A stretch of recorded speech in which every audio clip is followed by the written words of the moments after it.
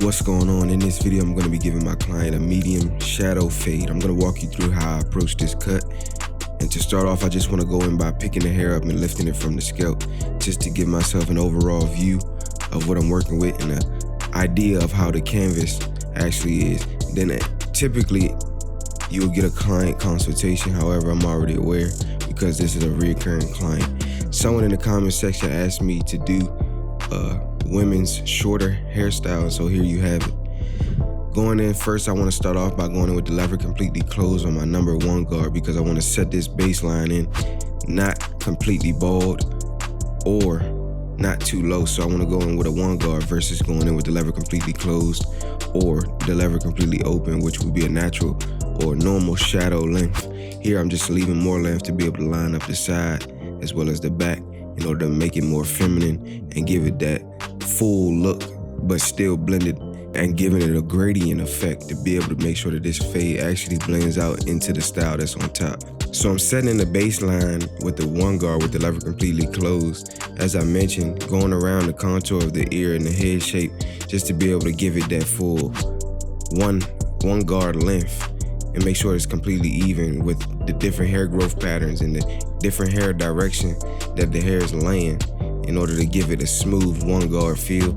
Here I'm going in with the lever completely closed with the number 2 guard, and because I'm going to the 2 guard is because now I'm setting in my first initial guideline to start the fade, and now my secondary line or the last line that I'm going to use here is going to be, it's not even actually a line, it's just going to be the finish of the fade or the top part of the fade, the higher portion that blends into the actual style on top. I'm going in with the number 2 guard to set the debulking just to be able to get a clean visual of what I need to do in between. So I first set in the first starting point and now I'm setting in the stopping point, going off the heel of the blade in the shape of her occipital bone as well as her parietal ridge area, just to give it that smooth and blended contrast, giving myself room to start debulking the top and work my way back down and eliminate all the darker spots in between, in the middle, just to connect the 1 and the 2. And so this is not even going to be a stretched fade with so many guards or so many steps, but it's more so just going to be a gradient blend from 1 guard to the next, and I'm only going to use 3 guards in this whole system. Now I'm going in with the 1.5 here, right under the 2 with the lever completely closed, and I'll open the lever as needed as I go up, but as I'm going lower, I'm going to close the lever because it's going to take off more hair, obviously. And now, just combing the hair back to its natural position and being sure to eliminate dark spots as I work my way through, using the corner of the blade in order to do so, just because I don't want to take off too much hair and run the risk of pushing the fade up too high. Also keeping in mind how she wants the front lined up, as well as being able to identify the bulk towards the top of the fade in order to eliminate darkness in areas that it sticks out the most. So now I'm fully open here, as I mentioned, going off the heel of the blade as well as the corner or the edge of the blade to detail darker spots and get in smaller areas. I want to use the side or the edge of the blade to do so. Now I'm just slowly but surely erasing as I move forward through this fade. Remember, I started with the 1 and I went into the 2, and now I'm at the 1.5 in between. Here I'm going back in with the 2 just to refine or get some more clarity towards the top, because I know that using the 1.5, it allowed me to eliminate enough spots to be able to see the darker spots towards the top very clearly. I didn't necessarily push the fade up, but I blended the 1.5 into the 1 and it exposed the top that I debulked at first. So now I'm going back and revisiting it and doing the same exact thing to detail the darker spots towards the top, using a bigger guard so it's not taking off too much. But now, as you can see, it's flowing completely into the top. Surely just blending out the very bottom line into the very top line.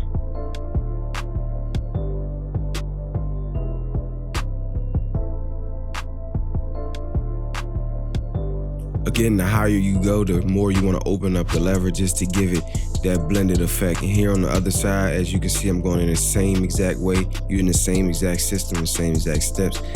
Actually, I use the same steps when it's a bald fade, a close fade, a shadow fade, however you want to call it. I use the same exact steps. Here I'm just using different guards, different numbers, and allowing myself to keep consistent to my system in order to allow the system to work for itself, allow the clippers to do the work, keeping in mind hair growth pattern and the direction that I'm combing the hair back to its natural position, and everything else is coming together smooth. If you have not yet subscribed to the channel, be sure to hit that subscribe button. A lot of people are watching these videos without subscribing. If you made it this far, I appreciate you for watching. Continue to watch and see so that you do not miss the final results. Here I'm going in, just making sure that everything is at that one guard length. And now I'm going to go up to the 2 guard again, but keep in mind that every side of the hair or the head is not gonna be exactly the same. So this side was a little different or difficult, but at the same time, it's the same exact system. It just needs a little more attention, only because the way the hair is growing, I can see that it's starting to wave towards the back. I'm guessing she brushes her hair when she doesn't have a fresh cut or whatever, and in between she brushes it down, and so now it's wanting to wave up, as well as the protrusion of the occipital bone or the parietal ridge area that gives it that contrasted look towards the back.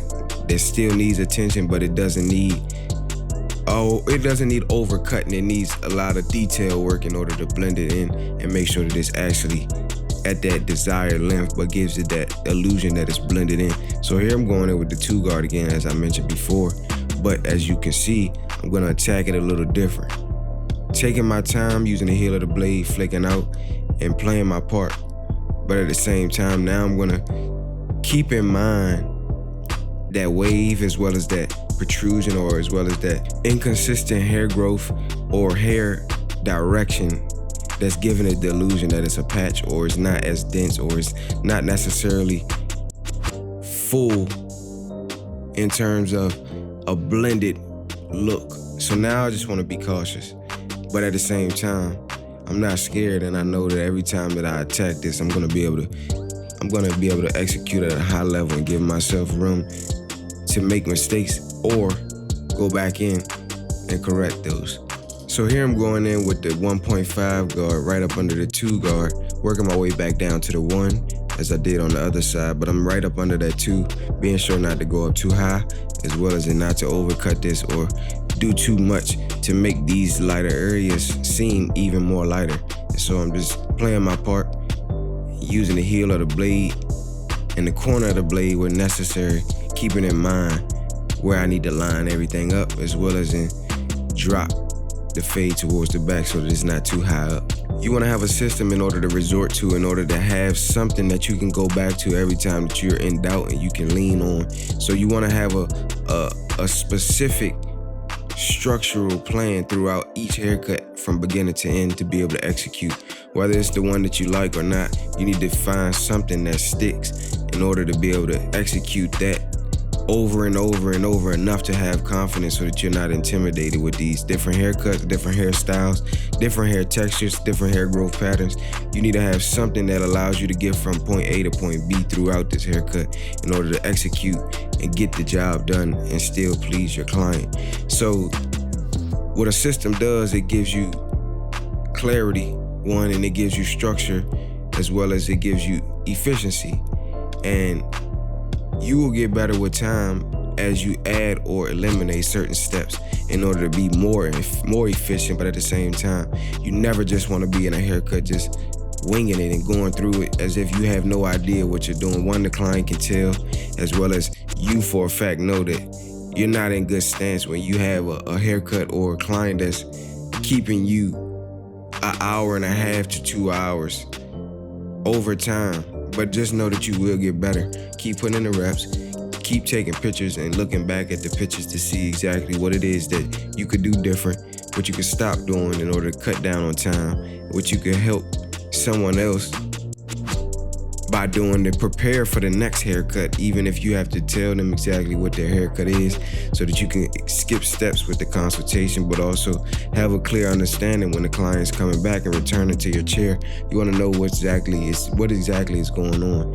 And now here I'm going in with the 1 guard with the lever halfway. As you can see, just detailing little darker spots just to maintain that consistency throughout the very bottom line that I put in, and just slowly but surely erase that, but work my way into the darkness. This is a woman's haircut, obviously, and there was a point in time where I was intimidated to do women's haircuts, but at the same time, I know exactly what it is that I have to offer and what I could bring to the table. And so that just comes from constantly putting up the reps and constantly giving my clients satisfactory over and over again. And it gives me that understanding that everything that I do, it has to be at a high level in order to give myself the reputation that speaks for itself, that clients see and speak on you differently through word of mouth and recommend people to you and see your work as value, and more than happy to tip you and more than welcome to come back and tell somebody else to come see you. That stuff right there is more than money could ask, and it really allows you to build a great brand as well as a great reputation for yourself, and that's just consistency. I never do anything in a service that I'm not willing to do the next time, and that's because I set my standard and my structural plan for my overall operation completely at a high level, and that sets me apart. At the very least, I know for a fact that my priority is client satisfactory from the time that they walk in to the time that they leave, and that's always been big for me. Here I'm going in after I've repicked everything out. I'm going in now just freehand and shaping the actual hair on top in the style, because I'm not necessarily gonna style it, so she's gonna style it, but at the same time, I'm gonna clean it up in order to give it a cleanliness to take this cut to the next level, but also make sure that everything is clean and the dead ends or the loose ends is clipped. And she wanted it a little shorter, so now I'm being able to do so by going in freehand. And then the hair is not necessarily the most dense in certain areas, and so that's why I never use a guard length. I just go in with the freehand, and I started this, so I'm gonna finish this. Every time that I start this, or every time that I do her hair, I never just switch it up for her. She know exactly what she want, and I know exactly what she want, and every time I'm gonna give exactly that. And this is how I started it, so now I do this every single time. It doesn't take long. It takes probably 5 minutes, if that. The fade doesn't take long, and everything that I do is still within my time frame, and that's what I know I'm able to accomplish within that same window each time. Now, as you can see, going in the back, squaring off the back, she don't want it too pushed in, which obviously you wouldn't do regardless, but at the same time, she wanted it as natural but cleanly as possible. So here I'm going in behind the ear and over the ear just to give it that point. My client does want the round effect in the front in order to be able to contour her face. So here, I'm gonna go in and put the lines in where they naturally are, but at the side, you're gonna see me push back in order to give it that rounded look. Please do not panic, but at the same time, I want you to understand this is exactly what my client wants. I don't really care about the hateful comments. I know exactly what my client wants. She told me, and I've cut her hair so many times that it doesn't even, a bad comment doesn't matter to me because I know my client is happy. Here I'm going at the bottom of that point, and I'm meeting in the middle from the top, and I'm gonna take all of that off in order to give it that rounded look. As you can see, that's clean.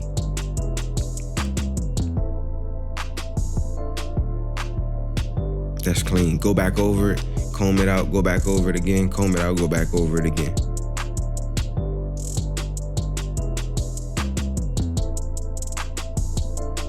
Very light pressure, just tapping in these lines, allowing the trimmers to do the job.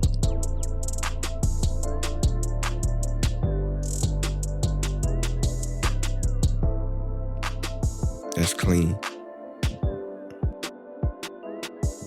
Huge thank you to all the subscribers that subscribe to the channel, all the comments that I'm getting in the comment section and giving me ideas with these videos. Keep chiming in, keep showing love. I appreciate you very much. And without further ado, this is the final product, and if you learned anything, share this video with a friend, family member, or a fellow barber. Hit subscribe, turn on the bell. My name is Kel, and I'll catch you in the next one.